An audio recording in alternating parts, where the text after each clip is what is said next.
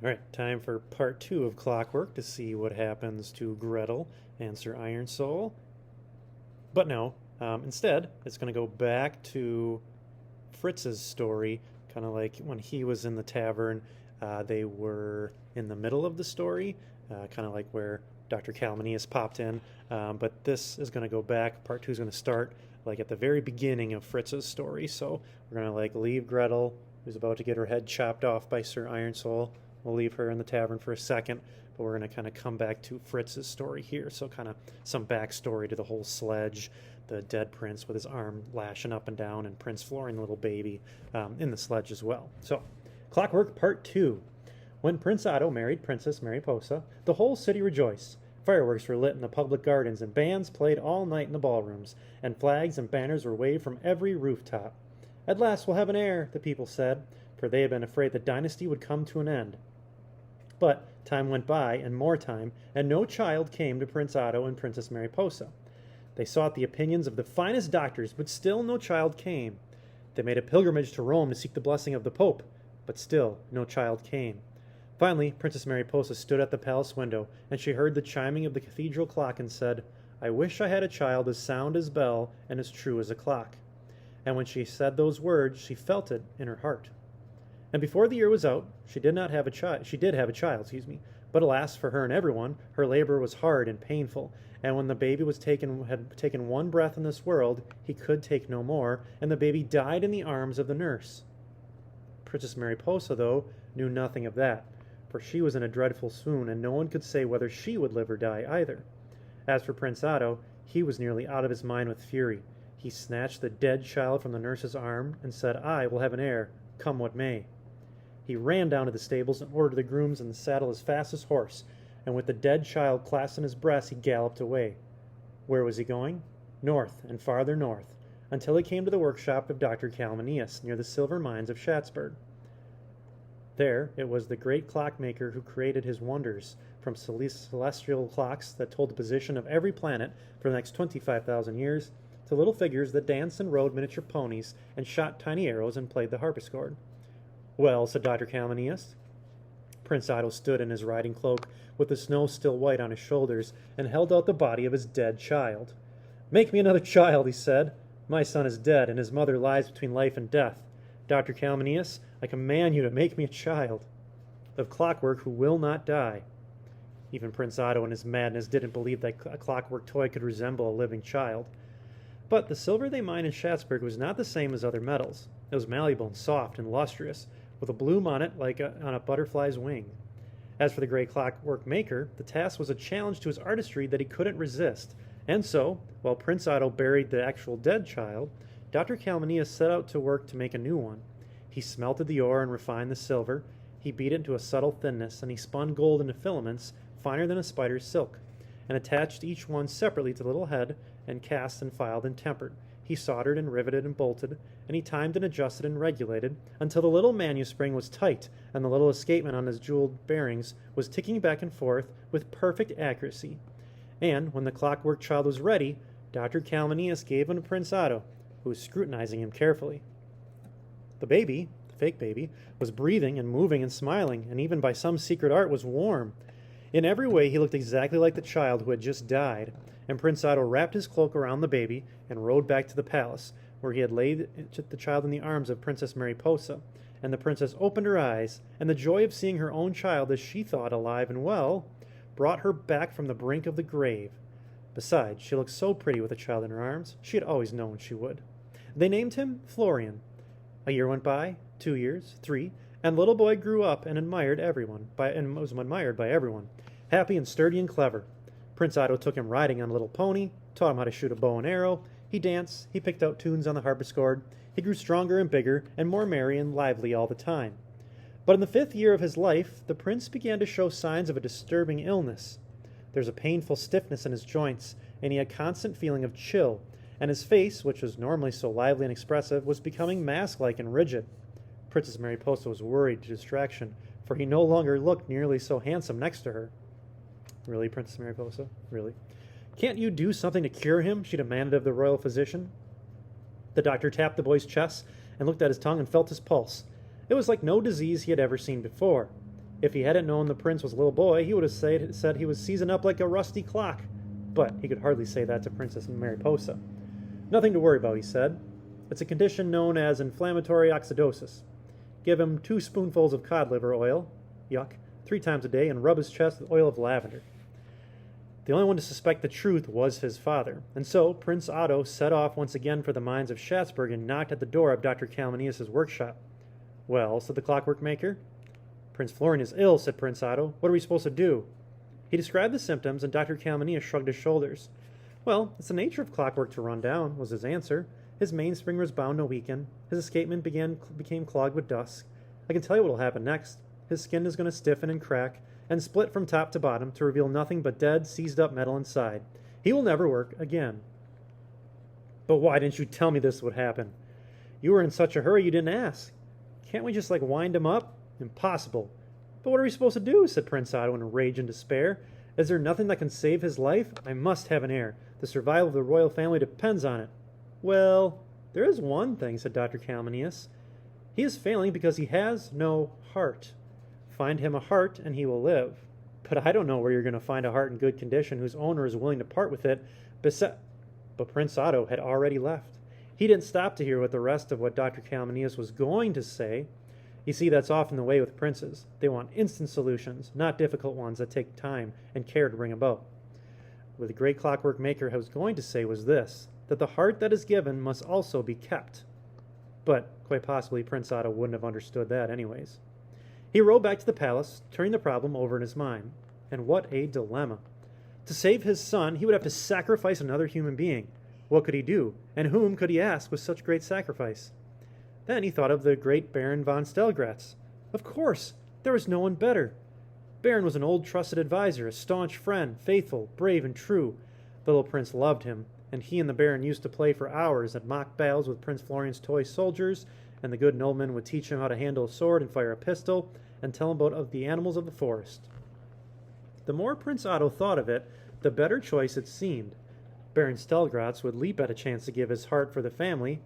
Better not tell him, though. Better wait till they were at the workshop, and then he would see the necessity quite clearly. When Prince Otto arrived back at the palace, he found that the little prince had gotten worse. He could hardly walk without falling over stiffly, and his voice, which had been so full of life and laughter, was becoming more and more like a music box. He said very little, but he sang some few songs over and over again. It was clear he would not last very long. How sad. So Prince Otto went straight to the princess and persuaded her that a few days in the hunting, some brisk exercise in the forest, would do the child the power of good. Furthermore, he said Baron Stelgratz would accompany them. No harm would come to Florian in the Baron's company. So Prince Otto, once again, wrapped the little boy up and set him in a sledge with Baron Stelgratz beside him, and off they set. But on the way in the forest, as the darkness was falling, the sledge was attacked by wolves. Uh-oh. Maddened by hunger, the great gray beasts poured out of the trees and sprang up at the horses. Prince Otto lashed his whip furiously, and the sledge leapt forward, with the wolves tearing after. Prince Florian sat beside Baron, gripping the side of the sledge, and watched fearfully as the wolf pack raced closer and closer. Baron Stelgratz emptied his rifle at the pack of leaping, slavering beasts, without deterring them in the least, and the sledge bumped and swayed from side to side on the rough track. At any moment they might crash, and they would all perish. Your Highness, cried Baron, there is only one thing left to do, and I will do it with all my heart. All his heart. Get it? Heart? Irony? And the good old man threw himself off the sledge. To save his friends, he sacrificed himself. Instantly, the wild wolves turned on him and tore him to pieces. He's dead. The sledge drove into the silent forest, leaving the snarling, howling beasts far behind. Now what was Prince Otto supposed to do? Drive on? Was the only answer. Drive on. And hope to find some lonely huntsman or woodcutter and compensate their family later on. But not a single human came into view. Behind Prince Otto was a little child wrapped in furs and was huddled alone, bouncing on the seat of the sledge, stiffening, growing colder, changing back into a machine minute by minute. Occasionally the movement of the sledge would shake a little song out of him, but he spoke no more. Finally, they arrived at the mines of Schatzberg and the house of the clockwork maker. And there was only one solution. Prince Otto realized that he had to sacrifice himself. The dynasty was more important than anything else, more important than happiness, than love, than truth, then peace, then honor, and far more important than his own life. Prince Otto would give up his own heart, cold and fanatical and proud as it was, for the sake and the future glory of the royal house. You're quite sure you want to do this? Said Dr. Calminius. Don't argue with me. Take out my heart and put it in my child's breast. It doesn't matter if I die, as long as my dynasty lives. The problem was not the heart. It was the return. How could the child drive back on his own? So, for extra payment, Dr. Calminius agreed to animate the dead body of the prince with a small degree of purpose, just enough to drive the sledge back to the palace. The operation was performed, and Prince Otto's heart was detached from the breast with subtle instruments and transformed into a weak, failing body of the silver boy. Instantly, a bright flush of health took over the Prince Florian's metallic pallor. His eyes opened, and a lively vigor spread throughout all of his limbs. He was alive. Meanwhile, Dr. Calminius prepared a simple piece of clockwork apparatus to put in the breast of Prince Otto. It was crude, and when it was wound up, it would make his body drive to the palace. That was all it would do. But it would do it for a long, long time. If Prince Otto's body had been taken to the other side of the world, he would have set off at once for home. Though flesh and rotted and would fall off his bones, he would never stop until many years later his skeleton would drive the sledge into the courtyard with the clockwork ticking in his ribs. So, Dr. Calminius placed the sleeping boy of Prince Florian in the sledge, well wrapped up against the cold, and put the whip into the hand of his dead father, who began to lash and lash and lash, and the horses, foaming with terror, began their mad gallop homeward. And a strange homecoming they had of it. You might have heard of a tale of how a sledge drove at the palace gates, and how the royal physician found the clockwork heart. The servants whispered about a dead man whose arms wouldn't keep still, and rumors and guesses flew through the palace and the city like shuttles in a loom, weaving a story of corpses, of ghosts, of curses and devils, and the death of life and clockwork. But no one actually knew the truth. So time went on. They searched for the Baron. They mourned for Prince Otto, and Princess Mariposa wept fetchingly in her widow's black, and Prince Florian grew. 5 more years went by, and everyone said how handsome little Prince was, and how merry and good, and how lucky they were to have such a child as the heir of the family. But as the winter of the prince's 10th year set in, the dreaded symptoms returned. Oh no. Prince Florian complained of pains in his joints, stiffness in his arms and legs, and of a constant chill.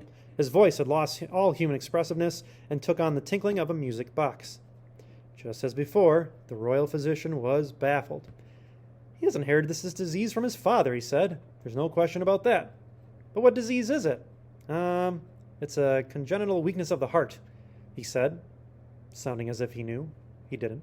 Combined with inflammatory oxidosis. But if you remember, Your Highness, he was cured last time by means of healthy exercise in the forests.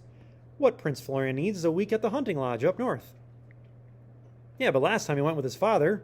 He's dead. And Baron Stelgratz. And you know what happened to them. Medical science has advanced wonderfully in the past 5 years, said the physician. Have you no fear, Your Highness. We shall arrange a hunting trip for the little prince, and he will come back glowing with health, just as he did before. But it seemed that his courtiers had less faith in the advance of medical science than the doctor, for they all remember what happened last time, and none of them wanted to risk a journey through the forest, even if it was to save Prince Florian. This one had gout, this one had an urgent appointment in Venice, another one had to visit his aging grandmother in Berlin, and so on and so on. There was no question that the physician himself couldn't go. He was needed at every moment at the palace in case of emergency, and Princess Mariposa couldn't possibly go because the winter air was so bad for her complexion. Finally, because there was no one else to do it, they called upon one of the grooms and offered him 10 silver pieces to take Prince Florian to the hunting lodge. In advance, the man said, because he had heard the story of what happened before and wanted to make sure that he had money if anything went wrong.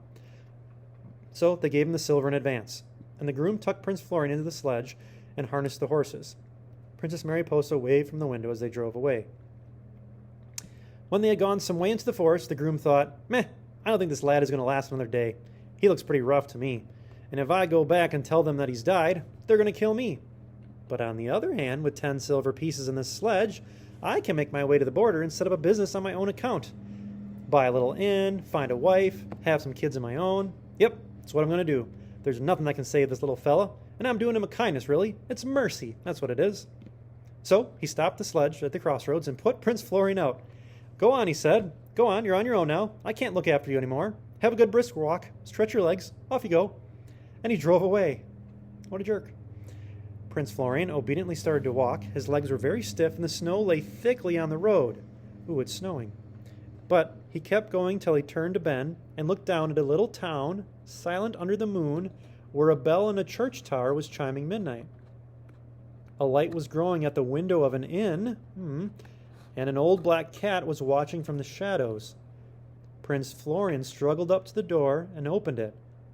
Being unable to speak, he just politely began to sing his one remaining song.